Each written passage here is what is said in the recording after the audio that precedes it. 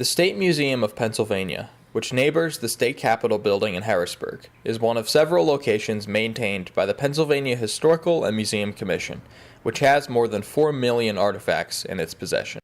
The Community and Domestic Life Collection, the largest at the State Museum, houses some 150,000 artifacts of its own, and the estimates for how many individual pieces are only growing. One of the people working in this collection is Codie McGowan, a 2011 graduate of Shippensburg University, where she majored in history with an emphasis in public history. She has worked at the State Museum since May 2014 and is assisting in the Collection Advancement Project, an enormous effort to inventory and catalog the state's holdings. In fact, McGowan says it has never been done before at a museum as large as the State Museum of Pennsylvania. A project that involves taking a specific collection and reuniting it with its original museum number. There was a pretty large collection that was given to the State Museum in the 70s by a major university, and those items over time lost their accession numbers, but they retained a number that had been given to them by the university. So using that number and the records that I found that the museum had, I'm able to match the two back together. McGowan has a passion for history, especially fashion history.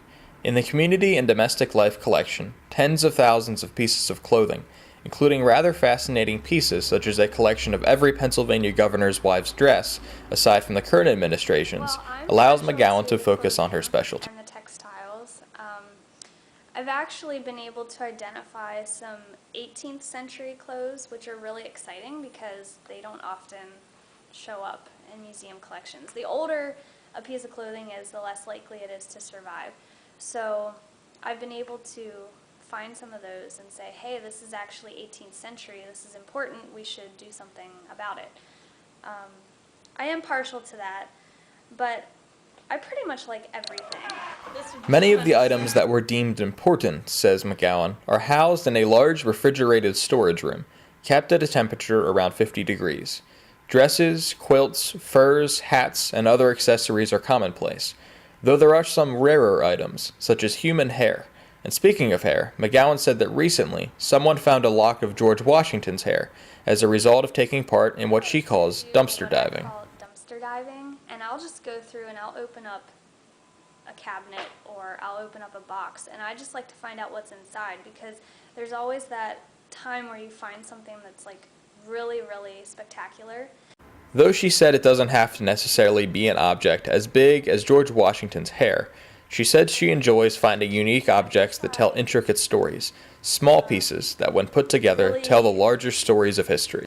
Enjoyed the stuff of history. I think objects can help bring the past just a little bit closer to the present time, and without the artifacts, you really can't paint an accurate picture of history.